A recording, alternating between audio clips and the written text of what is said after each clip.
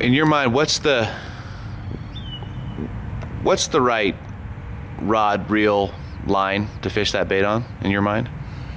Well, of course, each have their own preference, but you need a rod that can handle it. This bait is a 5-ounce bait. I can't see it going much lighter than a rod that can handle 4 ounces. I mean, you'd be pushing it. My rod of preference, I'm old school. It's a G-Loomis 966, a bounce back rod. Yeah. 966. I'm gonna go ahead and give Ken a thumbs up. That same rod I use. Okay, and as you probably know, it when particularly subsurface when you're fishing these baits, the hook set is crucial, and those stiffer rods, longer rods, allow you to really set up on these fish. It's much easier. 20-pound test line, and if it's clear water, fluorocarbon. I like fluorocarbon. 100% fluorocarbon? Yeah. It doesn't have as much stretch as mono. If you're doing some surface stuff, yeah, then mono is the way to go. Mm-hmm. You need to be throwing the Huddleston. Trout eaters, no trout eaters. The G-Loomis 966 BBR is an excellent Huddleston rod. For that fact alone, I love to recommend the rod. It's not the newest, it's not the lightest. It matches the Calcutta 400 TE reel really well. It's big bait fishing. You're lobbing 4, 5, 6, 7 ounce baits. You're catching 4, 10, hopefully 18 plus pound fish. You're dealing with heavy mono, copolymers. You're dealing with 80-pound braid. But besides the Huddleston, it's also about big hard baits, other soft baits. 10-inch Triple Trout, Nazuma Rat, MS Slammer. You need to have a rod for the big baits. And then, of course, the castable umbrella rigs. One more use. Now, let me be clear. The 966 BBR is going to take care of most big baits, but there's a style of bait, these mega baits, these, gigantic hard and soft baits. I mean, look over here to the right. See that giant triple trout? Look at the size of this rat on the left here.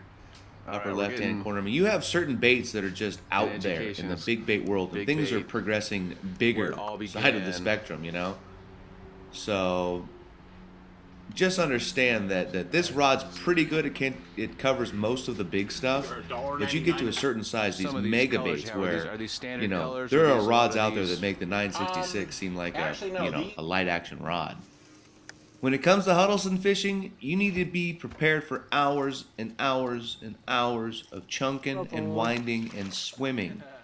The swimming part is key because you need a rod that's going to allow you to be comfortable, where there's a comfortable hold, a comfortable grip. And what I like to do is I put my rod under my armpit. I line up a good cast, I line up whatever angle I want to hit. I put the rod on my armpit. I generally point the rod at the bait, kind of parallel to the surface to almost 45 down at times.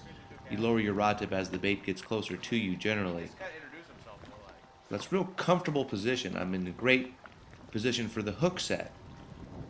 And notice this isn't a big fish, but it's a solid fish, maybe a 4 or 5 pounder, but it's not too much rod to overpower a fish like that. I mean, that's a great fish. I'll take 4 or 5 pounders all day long. Here's the 966 with the Triple Trout, 10-inch Triple Trout. Notice the touch and the feel I have with this rod. Watch my rod tip lower slightly as the bait comes close to the boat. That's to keep it running right. Got the bite. And that's a big spotted bass on a 10-inch hard bait. And I'm using ST36 stinger hooks. Just a great combination. You can generate a lot of force and hold and get yourself right with your reel, and then use that gearing on that TE 400 to gain some line, to move some fish, and to get into battle. It's a real classic position for me with my big bait fishing. But then again, it's all about keeping it simple.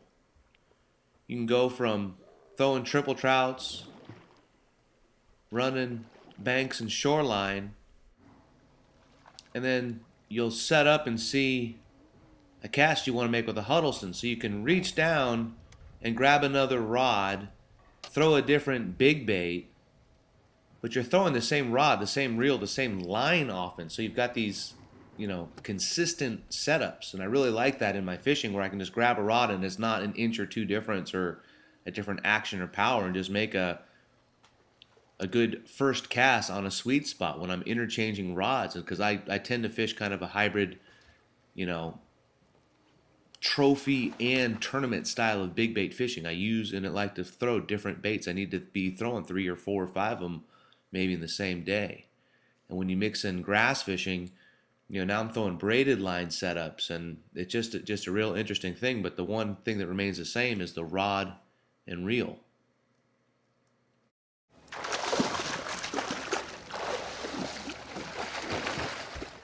I like the rod because it's a full 8 feet. I can make the big bomber launch casts. When you're throwing for distance, you're just kind of covering water, or in the case of the Huddleston, you're making a long cast, maybe trying to set up a right angle. But the rod can really unload, and you can get all the casting distance you could ever want with the bait. It really helps with the lob cast. But it's really good at close quarters when you're making that underhand lob, that real soft underhand pitch. It's got a lot of power with little effort. I really like that cast. I use it a lot.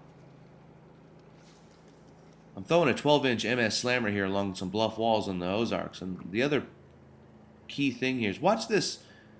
See that rod tip down, kind of walk the dog? That slow action really, that rod just kind of, flexes along. It's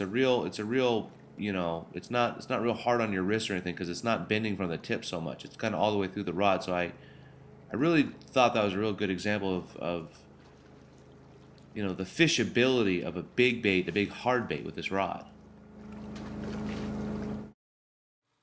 And now, of course, we have the castable umbrella rigs. You need a big rod to throw the bigger, 4, 5, 6-inch swim baits on a umbrella rig. And that's where I found my Loomis 966 to work excellent too. I mean, it's about the same, that 4 to 6 ounce range as the big baits, the Triple Trouts, the Huddlestons, the Slammers, the Rats. The Loomis 966. Get them at Tackle Warehouse.